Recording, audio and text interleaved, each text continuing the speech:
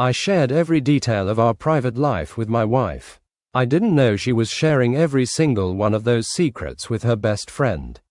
I didn't know there was a third person in our marriage until it was too late. In my profession as a high-end furniture designer, I understand the importance of a seal. When you finish a piece of oak or walnut, you apply a coating that protects the wood from the outside world.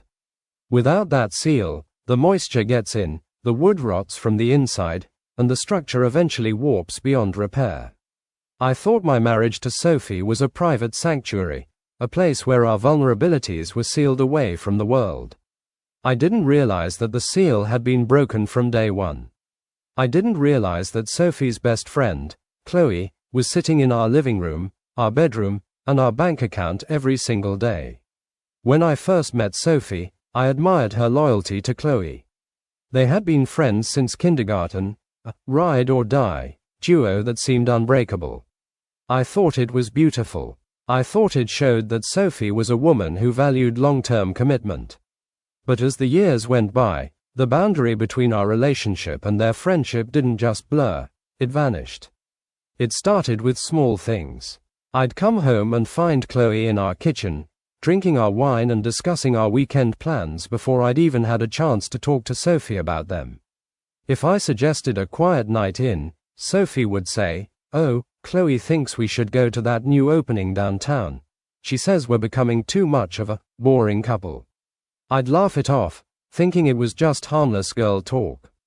I didn't realize that Chloe wasn't just an observer, she was a director. She was the one whispering in Sophie's ear, setting the standards for our life based on her own bitter experiences with men. Chloe was a twice-divorced woman who viewed all men as projects or predators. And slowly, she began to convince Sophie that I was both. The real rot began when Sophie started sharing our deepest intimacies. I'm a private man. I believe that what happens between a husband and wife, our financial struggles, our health scares, our moments of physical insecurity, is sacred. It belongs to us. But for Sophie, a problem wasn't real until she had processed it with Chloe. I remember a time when I was struggling with a major setback at my studio. A client had pulled a contract, and for a month, I was terrified about how we'd pay the mortgage. I told Sophie in confidence, leaning on her for emotional support. I asked her specifically to keep it between us because I didn't want my professional reputation to suffer while I fixed the issue. 2 days later, I ran into Chloe at the grocery store. She looked at me with a pitying, almost smug smile. "Sorry to hear about the business, Elias. It must be so hard for Sophie, not knowing if the bills will be paid. If you need a loan, I guess I could talk to my dad." The air left my lungs. The seal was broken. My wife had taken my deepest professional shame and served it up like an appetizer for Chloe's afternoon gossip. When I confronted Sophie, she cried. She told me she was just overwhelmed and needed a friend to talk to. She promised it wouldn't happen again. But it did. It happened with our sex life. It happened with my medical history. It happened with the way I looked when I woke up in the morning. Chloe knew everything. She knew my weaknesses, my fears, and the exact buttons to push to make me angry. And because she knew everything, she could sabotage us with surgical precision. Chloe began to give Sophie advice that was designed to create friction. If I worked late, Chloe would tell Sophie I was probably seeing someone else. If I bought Sophie a gift, Chloe would tell her it was a guilt present.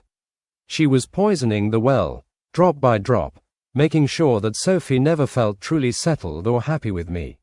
Why? Because Chloe was lonely, and she couldn't stand the thought of Sophie having the stability she had failed to find for herself. The tension reached a boiling point during a period where Sophie and I were trying to start a family. It was a sensitive, emotional time. We had been trying for a year with no success, and I was scheduled for some fertility tests. It was the most vulnerable I had ever felt as a man. I sat Sophie down and held her hands. I told her, "Please, this is private. I don't want anyone to know we're struggling with this. Not yet." She looked me in the eye and promised. She told me I could trust her. For a few weeks, things felt better. Chloe wasn't around as much. Sophie seemed more present, more focused on us. I started to think that maybe we had finally built a wall around our marriage. I felt a sense of peace I hadn't felt in years. I even invited Chloe over for dinner on a Friday night, wanting to show that I didn't hold a grudge and that I wanted her to be a part of our lives, as long as there were boundaries. That dinner was the night the house came down. We were sitting around the mahogany table I had built.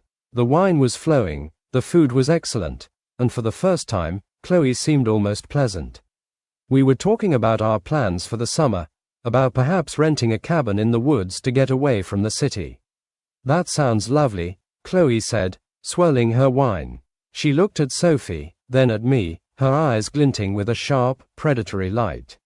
But Elias, will you be able to handle the quiet? I mean, with all the stress of the performance issues. The room went cold. I felt the blood drain from my face. I looked at Sophie. She was staring at her plate, her face turning a deep, shameful red. She wouldn't look up. She wouldn't even breathe. What did you just say? I asked, my voice as hard as stone. Chloe let out a fake, high-pitched gasp, the kind of sound a person makes when they want everyone to know they're lying about being sorry. Oh my God, I'm so sorry. I thought we were all friends here. Sophie told me you guys were having such a hard time with the fertility stuff and the way it's affecting your drive. I didn't realize it was still a secret. She reached across the table as if to touch my hand, but I pulled away. The betrayal was so total, so absolute, that I couldn't even feel anger yet. All I could feel was a profound sense of nakedness. My wife had taken the most private, painful part of my masculinity and handed it to a woman who hated me, just so they could have something to talk about over lunch. Elias, I was just so stressed, Sophie stammered, finally looking up. Her eyes were full of tears, but all I saw was the betrayal. Chloe was helping me research doctors. She was just being a friend. A friend? I asked, standing up. The chair scraped loudly against the hardwood floor, a harsh, definitive sound in the quiet room. A friend doesn't wait until dinner to humiliate me.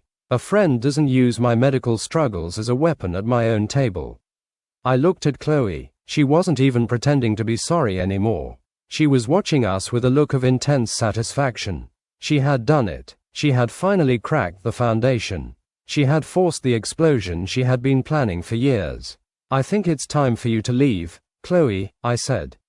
I didn't yell. I didn't have the energy to yell. Elias, don't be so dramatic, Chloe said, reaching for her purse. It's just life. Everyone has problems. You're being way too sensitive. Out, I said. She stood up, smoothed her dress, and walked toward the door. As she passed Sophie, she whispered something in her ear, one last piece of poison. Then, I heard the front door click shut. I turned to Sophie. She was sobbing now, her head in her hands.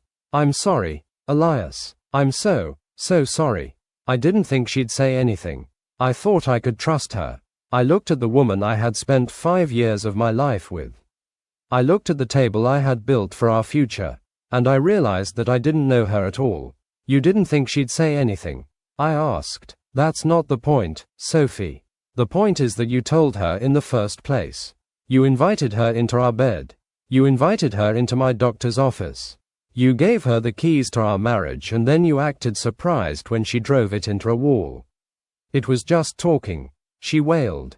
Women talk, Elias. It's how we process things. No, I said, walking toward the bedroom to pack a bag. Healthy women talk about their feelings. Toxic women talk about other people's secrets. You didn't process our problems, Sophie. You traded them for Chloe's attention. And you just traded me for it, too.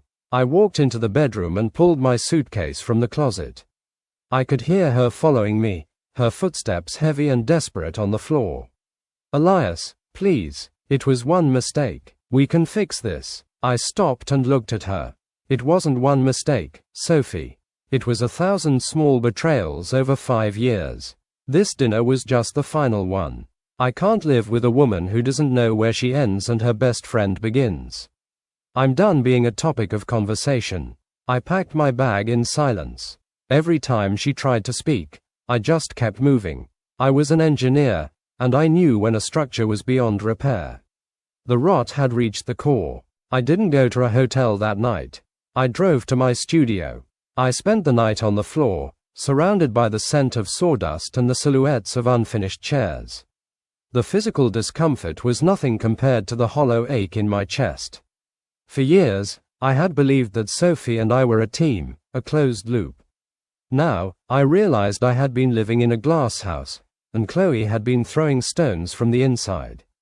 The messages started at dawn, not just from Sophie, but from Chloe too. Sophie's texts were a desperate flood of apologies. She betrayed me too, Elias.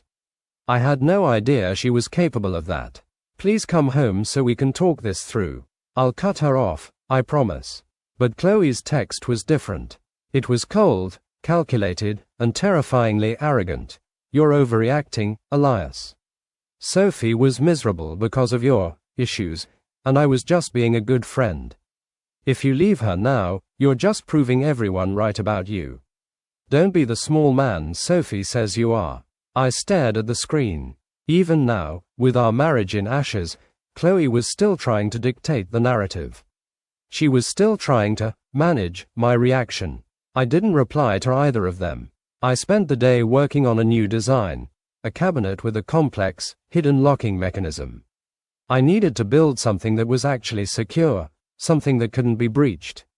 2 days later, I agreed to meet Sophie at a neutral location, a quiet park near our house. I needed to see if there was anything left to save, or if the rot had consumed the entire structure. Sophie looked terrible. She hadn't slept, and her eyes were perpetually wet. She reached for my hand as soon as I sat down on the bench, but I kept my hands firmly in my pockets. I blocked her. Elias, she said, her voice trembling. I told her never to speak to me again. I realized you were right. She was jealous. She wanted what we had, and when she couldn't have it, she decided to burn it down. She didn't burn it down, Sophie, I said, looking at a group of children playing in the distance. She just provided the matches. You were the one who opened the door and showed her exactly where the gasoline was kept. You gave her the information. You gave her the power. I was just looking for support, she cried. Every marriage has problems, Elias. Everyone talks to their friends. No, I countered, finally looking at her. People talk to their friends about their feelings. They say, I'm feeling disconnected, or, I'm worried about the future. They don't give a play-by-play of their husband's medical struggles. They don't share his financial vulnerabilities to make themselves feel interesting at lunch. You didn't seek support, Sophie. You sought an audience. You traded my dignity for her attention. The conversation went in circles for an hour. She wanted to go to counseling. She wanted us to move to a new city where Chloe couldn't find us. She wanted a reset. But I realized that a reset wouldn't change the fundamental flaw in our relationship. I couldn't trust her with my silence. And if you can't be silent with someone, you can't be intimate with them. The final blow came a week later, during our formal separation talk. I had gone back to the house to get the rest of my tools. While I was there, I found Sophie's old tablet on the kitchen counter. It was unlocked. I shouldn't have looked, but the engineer in me needed to see the blueprint of the disaster. I scrolled through their chat history, years of it, thousands of messages. I saw Chloe's advice during our first year of marriage. When I had worked late to finish a project, Chloe had told Sophie, he's definitely seeing a client. Men only work that hard when they're trying to impress someone new. You should check his bank statements. I saw Chloe's reaction when I bought Sophie her engagement ring. It's a bit small, isn't it? He's probably saving the real money for himself. You should demand a bigger one. But the most painful part was Sophie's responses. She didn't defend me. She didn't say, no, Elias loves me. Instead, she fed the beast. She'd reply with more secrets, more complaints, more ammunition. She had been a double agent in her own marriage for 5 years. She had allowed Chloe to curate her reality, to paint me as a villain in a story I didn't even know I was in. I realized then that Chloe wasn't the best friend. She was the shadow partner. Sophie had been married to Chloe's opinions far more than she had been married to me. I left the tablet on the counter and walked out of the house for the last time. I didn't say goodbye. I didn't need to. The data was clear. The bridge had been designed to fail from the very beginning. The divorce was quiet, but the social fallout was loud. Chloe, true to her nature, went on a smear campaign. She posted, veiled, messages about men who can't handle the truth, and fragile egos. Sophie tried to defend me, but it was too late.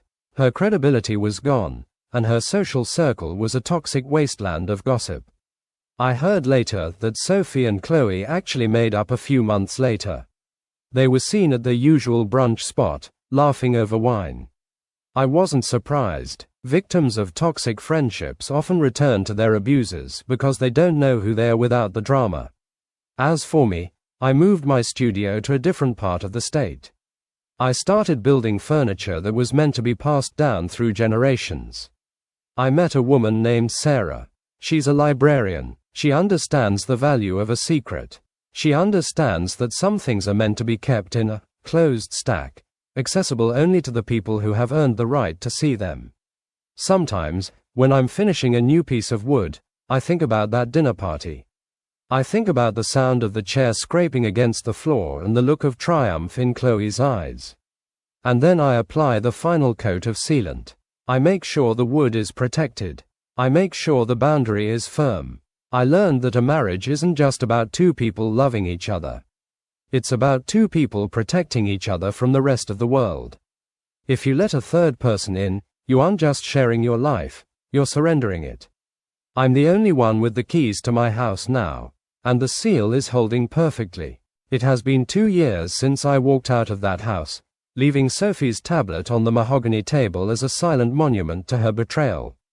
In my workshop, time is measured by the drying of glue and the slow curing of oil.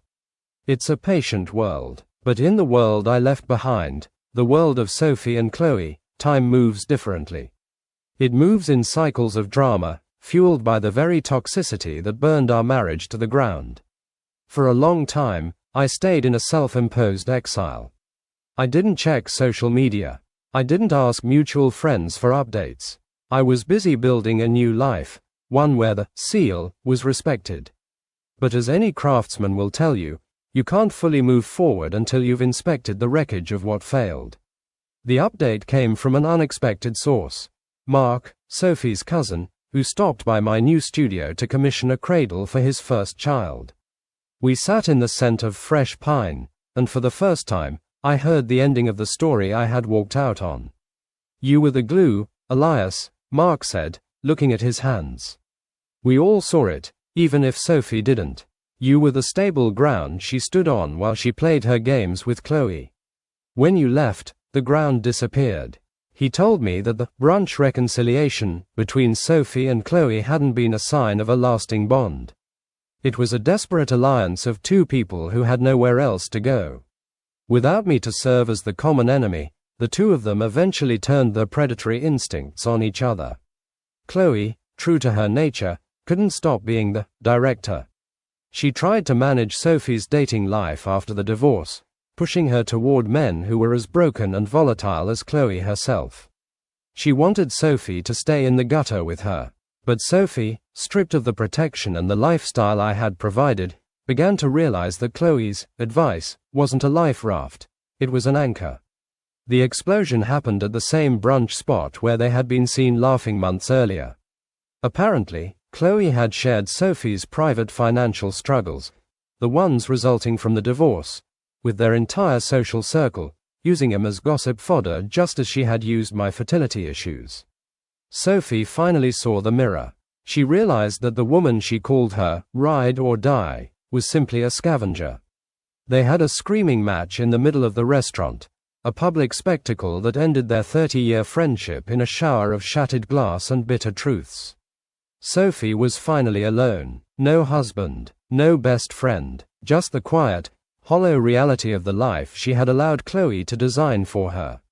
Hearing this didn't give me the satisfaction I thought it would. I didn't feel like I had won. I just felt a profound sense of waste. All those years of building, all that love, sacrificed for the temporary high of being the center of a toxic conversation. I looked at Sarah, who was across the workshop labeling a shipment of furniture. She looked up and caught my eye, giving me a small, knowing smile. There was no hidden meaning in that smile. No, shadow partner, waiting to hear about our conversation later. You okay? She asked, her voice steady and clear. Yeah, I said, just thinking about the importance of the finish. You see, in furniture making, the finish is everything. You can build a perfect table, but if you use a cheap, porous finish, the first spilled drink will ruin it. Sophie and Chloe were porous. They let everything in, and they let everything out. They had no boundaries, no internal seal, and because of that, they were destined to warp. A few months ago, Sophie tried to reach out. She sent an email, a long, rambling letter that smelled of regret. She told me she had finally cut Chloe out of her life for good. She told me she had started therapy. She asked if we could grab a coffee, just to talk as adults. I sat at my desk for a long time, looking at the cursor blinking at the end of her message. I thought about the park, the tablet, and the dinner party. I thought about the man who used to feel naked, because his secrets were being traded like currency. I didn't feel anger anymore. I felt nothing, and that was the answer. I typed back a single sentence. I'm glad you found your clarity, Sophie, but I've already finished the piece. I hit send and archived the thread. I didn't need a coffee. I didn't need a reset. The bridge had collapsed, and I had already built a new one on a different river. Justice in real life isn't always a dramatic explosion. Sometimes, justice is simply the silence of a life well lived. It's the peace of knowing that when I go home tonight, my vulnerabilities are safe. It's the knowledge that Sarah isn't a director or a shadow partner, she's just Sarah. I've learned that the most important part of any structure isn't what you see on the outside. It's the integrity of the core. It's the strength of the things you don't say. It's the sacredness of the closed stack. I am still a furniture designer. I still work with oak, walnut, and mahogany. I still apply that final coat of sealant with the utmost care. But now, I do the same with my heart. I've learned to recognize the Chloes of the world before they ever get a seat at my table. I've learned that loyalty isn't about how long you've known someone, but about how well you protect them when they aren't in the room. My house is quiet now. The air is clean. The moisture can't get in, and the rot has been cut away. The structure is sound, and for the first time in my life, I know that the seal will hold. I am Elias, I am a builder, and I am finally home. Wow, that was something, wasn't it? I really hope you enjoyed it as much as I did. I'm still processing some parts, so let's talk about it in the comments. I'll be down there waiting for your thoughts. Don't forget to like and share if you had a good time with me. See you in the next one.